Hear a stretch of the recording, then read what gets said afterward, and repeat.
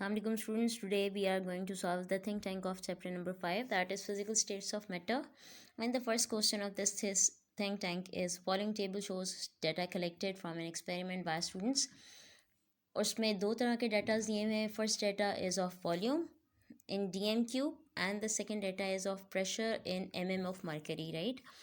तो यहाँ पे दो चीज़ों के बीच में रिलेशनशिप दिया हुआ है वॉल्यूम और प्रेशर के बीच में. That means we are talking about the Boyle's law. क्योंकि बॉयज़ लॉ का स्टेटमेंट क्या है? The volume of a fixed amount of gas at a given temperature is inversely proportional to the applied pressure, right.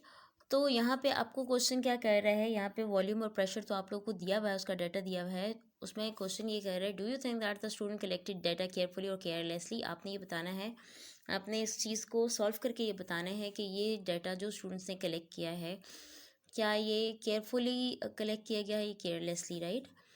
So problem solving strategy की तरफ जाते हैं, ठीक है. तो यहाँ पे बॉयज़ लॉ एप्लीकेबल होगा because according to Boyle's law product of pressure and volume is constant at any two sets of conditions, right. ठीक है, now we are going to solve this. उसमें हम वन बाय वन तमाम datas को लेंगे, ठीक है, और उसको सॉल्व करके देखेंगे, right. So first step is to calculate the PV for the two sets of condition and compare. हमने पी वी की प्रोडक्ट को लेना है, पी को वी के साथ मल्टीप्लाई करना है और देखना है कि हमारे आंसर्स क्या हैं, वो क्या कांस्टेंट आ रहे हैं या नहीं आ रहे, ठीक है. फर्स्ट डाटा हमारे पास जो गिवन था वो था 353.5 प्रेशर और वॉल्यूम हमारे पास गिवन है 400. तो हम दोनों को मल्टीप्लाई करेंगे और देखेंगे क्या आंसर आ रहा है. ये हमारे पास फर्स्ट डाटा की डिटेल्स हैं, उनको मल्टीप्लाई करें तो हमारे पास जो आंसर आ रहा है वो आप लोगों के सामने है, ठीक है.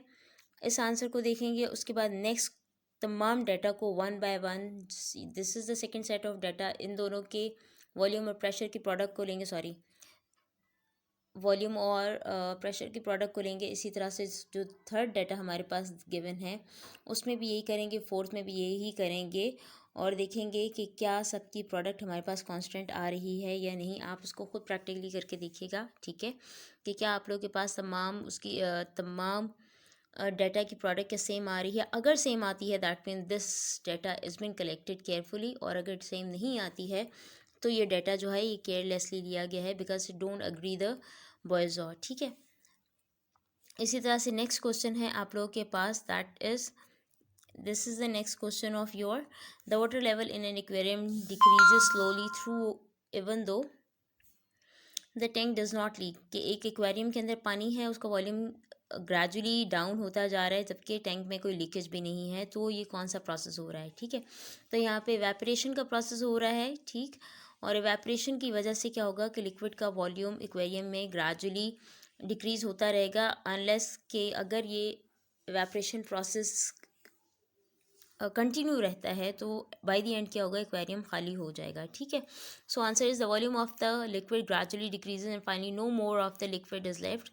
This is because liquid constantly changes into gas or vapors even when the temperature is less when the boiling point of a liquid then the boiling point of a liquid. क्यों? क्योंकि evaporation process को जो हम लोगों ने already study किया है, the evaporation process occur at every temperature. हाँ, temperature जब increases होते हैं तो rate of evaporation increase होता है और जब temperature decrease होता है तो rate of evaporation decrease होता है. But anyhow the evaporation occurs at any temperature, right? So in evaporation some molecules in the liquid breaks away and enters the gaseous or vapor state.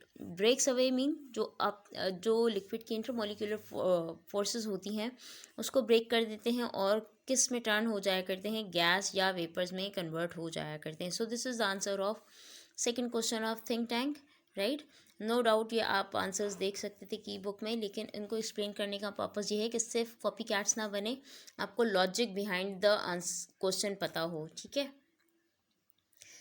Moving towards the next question, the third question of this think tank is what type of attractive forces do you expect between the molecules of HF and HCl. ये question जो है ये कुछ हद तक chapter 4 से भी belong किया करता है, जिसमें हम लोगों ने लास्ट में इंटरमोलिकुलर फोर्सेस को पढ़ा था, ठीक है. तो ये वहाँ से भी रिलेवेंट है. यहाँ पे आपको दो मॉलिक्यूल्स दिए हुए हैं, एक HF दिया हुआ है, दूसरा HCl दिया हुआ है और कहा गया है कि आप लोग बताएं कि इनके बीच में अट्रैक्टिव फोर्सेस होती हैं या नहीं होती और कौन सी टाइप की हुआ करती हैं, ठीक है. तो यहाँ पे पहले HF की बात करते हैं। This is the structure of one molecule of HF, जिसमें हाइड्रोजन पार्शियली पॉजिटिवली चार्ज है जबकि फ्लोरीन के ऊपर पार्शियल नेगेटिव चार्ज है। ठीक है, क्यों? क्योंकि अगर हम H की बात करते हैं तो ये इलेक्ट्रो पॉजिटिव है, जबकि F की बात करते हैं, फ्लोरीन की बात करते हैं, तो ये इलेक्ट्रो नेगेटिव है। ठीक है, इलेक्ट्रॉन पेयर जो कि यहाँ पे शेयर किया हुआ है HF ने, उसको अपनी तरफ ज़्यादा अट्रैक्ट किया करता है, जिसकी वजह से F के ऊपर पार्शियल नेगेटिव चार्ज आता है और H के ऊपर पार्शियल पॉजिटिव चार्ज आता है। ठीक है, यहाँ पे मॉलिक्यूल की टर्म मैं यूज़ करी हूँ, that mean we are talking about the substance that is covalently bonded. यहाँ पे ये जो HF है, इन दोनों के बीच में कोवेलेंट बॉन्ड है, और covalent bond means sharing of electron.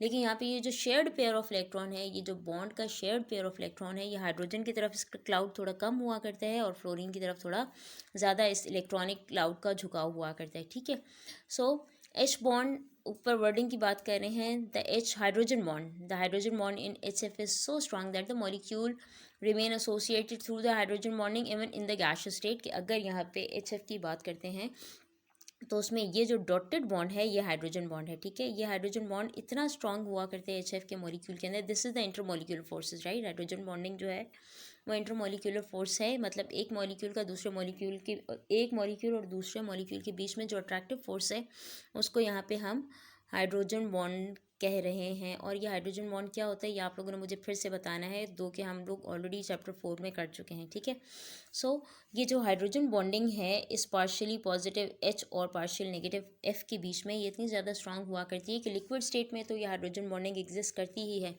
लेकिन अगर HF के मॉलिक्यूल्स, हाइड्रोजन फ्लोराइड के मॉलिक्यूल्स एवेपोरेट हो जाते हैं, वेपर्स में कन्वर्ट होते हैं, तो उस वक्त भी ये हाइड्रोजन बॉन्डिंग एग्जिस्ट किया करती है। This is that much strong, right. Second question की तरफ जाते हैं कि HCl के बीच में कौन सी अट्रैक्टिव फोर्सेस हैं, राइट। तो this the attractive forces between positive end of one polar molecule and negative end of the other polar molecule is known as dipole forces।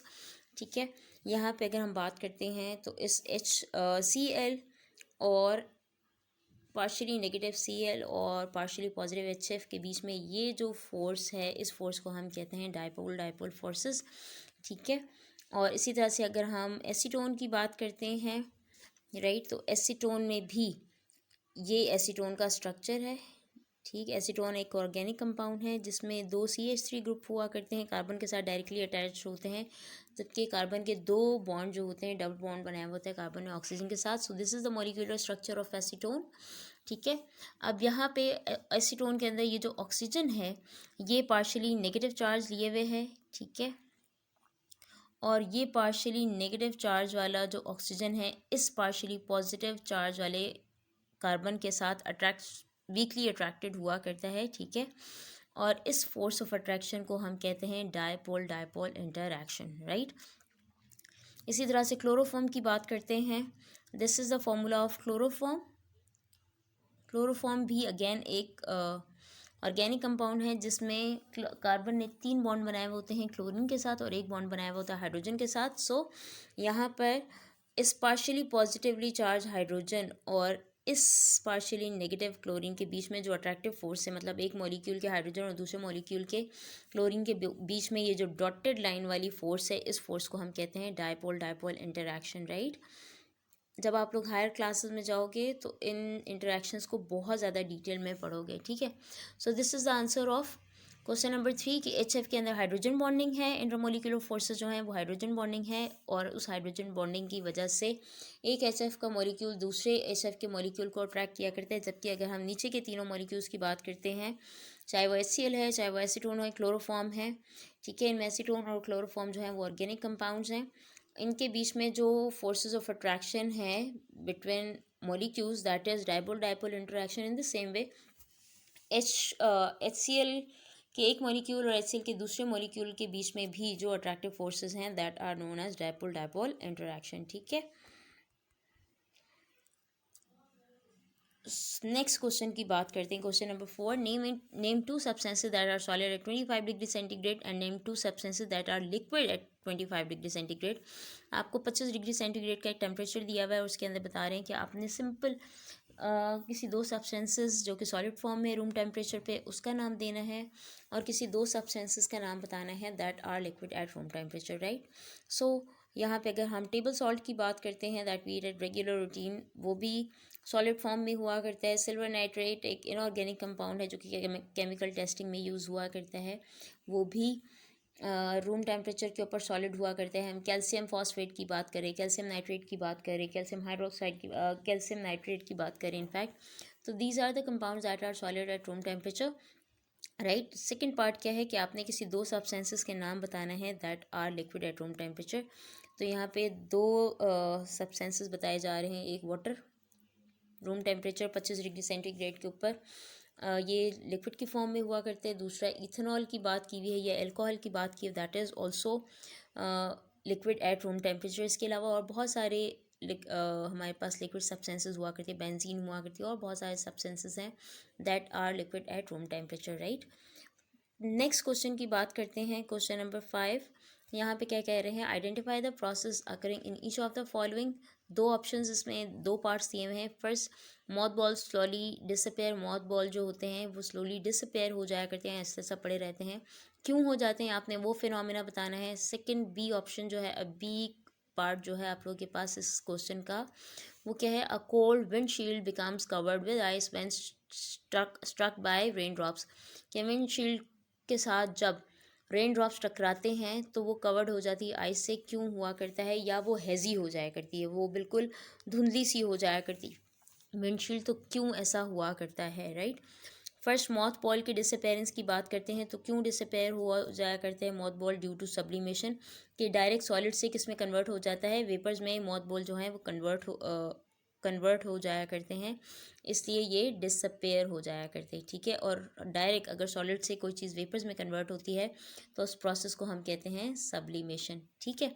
इसी तरह से अगर रेन ड्रॉप्स टकरा रहे हैं विंडशील्ड के साथ या किसी खिड़की के साथ और वो बिल्कुल हैज़ी हो जाती है या उसके ऊपर आइस जम जाती है, तो प्रोसेस होता है कंडेंसेशन, क्योंकि टेम्परेचर डिक्रीज़ हुआ करता है तो वाटर मॉलिक्यूल्स जो होते हैं वो कंडेंस हो जाया करते हैं, सिकुड़ जाया करते हैं, एक दूसरे के साथ स्ट्रांगली अटैच हो जाया करते हैं, इस वजह से आइस में कन्वर्ट होते हैं, and the process is known as condensation process, right. So this is all guys for today. If you guys face any kind of confusion still, if you guys still have any kind of confusion, you may text me in the comment section or in the homework group, ठीक है। और आप लोगों ने इन questions को अपनी notebooks में note down करना है, ठीक है, and I will check your copies later on. Thank you so much.